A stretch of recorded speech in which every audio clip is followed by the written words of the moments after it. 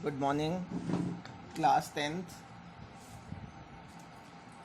Now we will start lesson number 3, current electricity और electricity. Current electricity को हम लोग इलेक्ट्रिसिटी भी कह सकते हैं, ठीक है। इसमें सबसे पहले हमें देखनी है साइड हेडिंग इलेक्ट्रिक करंट। तो इलेक्ट्रिक करंट क्या होती है? देखिए, अगर कोई वायर है, वायर को ही हम लोग कंडक्टर्स भी कहते हैं क्योंकि कंडक्टर्स में से करंट फ्लो कर सकती है। उन सभी सब्सटेंसेस को जिनमें से करंट पास हो जाती है उनको हम लोग कंडक्टर्स कहते हैं, ठीक है। तो 1 सेकेंड में किसी कंडक्टर में से 1 सेकेंड में जितना चार्ज फ्लो करता है उसी को हम लोग इलेक्ट्रिक करंट कहते हैं। The amount of charge flowing through a conductor per second is called electric current. या दूसरी तरह से डिफाइन करना हो तो हम लोग कह देते हैं the rate of flow of charge through a conductor is called electric current. Rate means divided by time, और चार्ज तो आई का जो फॉर्मूला होता है चार्ज अपॉन टाइम होता है Q बाई टी, ठीक है। और अगर क्रॉस मल्टीप्लाई कर दें तो चार्ज का फॉर्मूला एक बन गया IT। अच्छा, अब इसकी SI यूनिट क्या होती है? करंट की SI यूनिट, देखिए, चार्ज की यूनिट होती है कूलम और टाइम की यूनिट होती है सेकेंड। तो कूलम पर सेकेंड करंट की यूनिट हो जाएगी और कूलम पर सेकेंड को एम्पियर भी बोलते हैं। तो देखिए, चार्ज की यूनिट आपको याद होनी चाहिए, चार्ज की यूनिट क्या होती है? कूलम, ठीक है। अच्छा, करंट की कुछ स्मॉलर यूनिट्स भी होती हैं जिसमें से एक है मिली एम्पियर। मिली एम्पियर को स्मॉल एम कैपिटल ए से लिखते हैं, और 1 मिली एम्पियर में 10⁻³ एम्पियर होता है। उससे भी छोटी यूनिट होती है माइक्रो एम्पियर।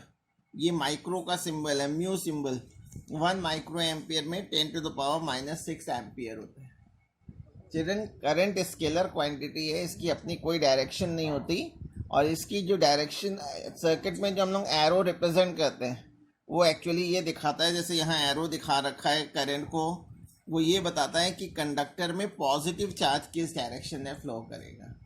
जिस डायरेक्शन में करंट फ्लो करती है, जैसे A से B डायरेक्शन में करंट फ्लो कर रही है तो positive charge A to B flow करेगा। और हर कंडक्टर में फ्री इलेक्ट्रॉन्स होते हैं, यानी नेगेटिव चार्ज होता है वो उसकी ऑपोजिट फ्लो करेगा, ठीक है।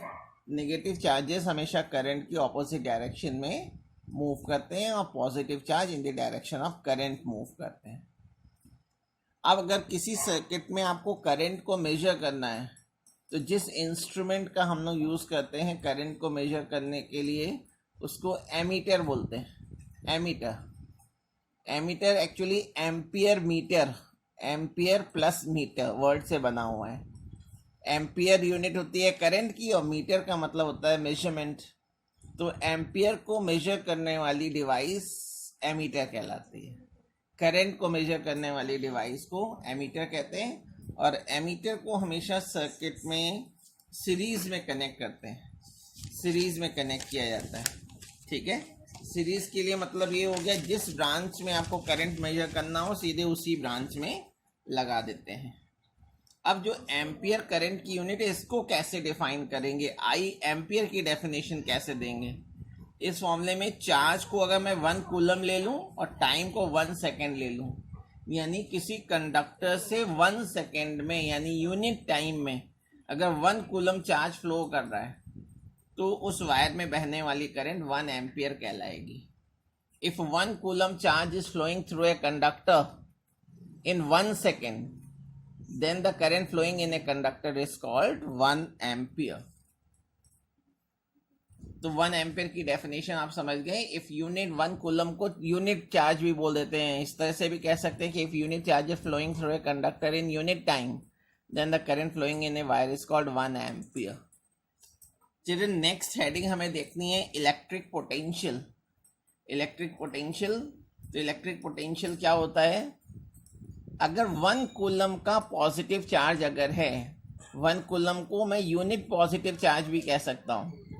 1 कूलम या यूनिट पॉजिटिव चार्ज को इन्फिनिटी से लाना है आपको इलेक्ट्रिक फील्ड के भीतर। इन्फिनिटी से इलेक्ट्रिक फील्ड तक लाने में जितना भी वर्क करना पड़ेगा उसे हम इलेक्ट्रिक पोटेंशियल कहते हैं। the amount of work done in bringing a unit positive charge from infinity to an electric field at any point is called electric potential at that point. Electric potential के लिए जो symbol use करते हैं वो V का use करते हैं और इसका फॉर्मूला होता है W/Q.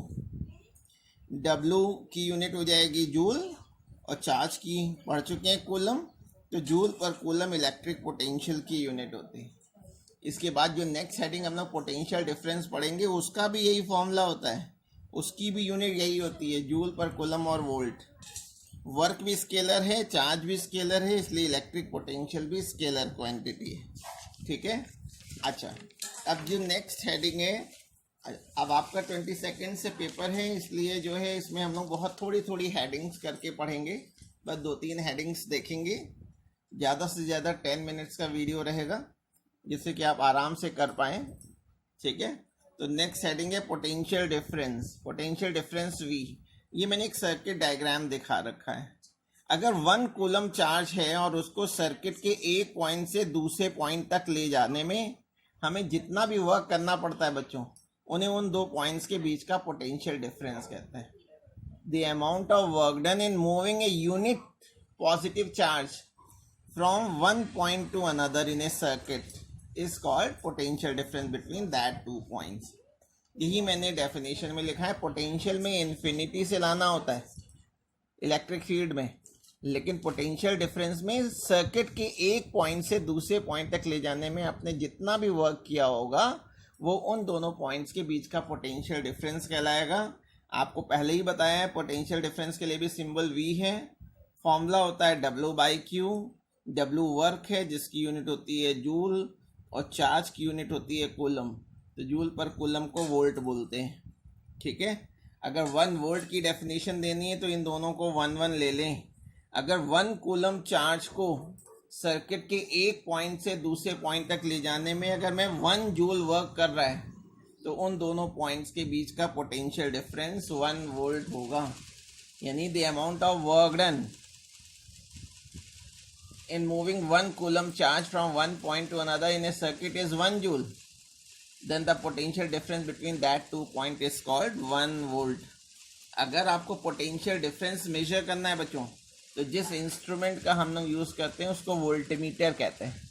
वोल्टमीटर को हमेशा पैरेलल में कनेक्ट किया जाता है. ठीक है.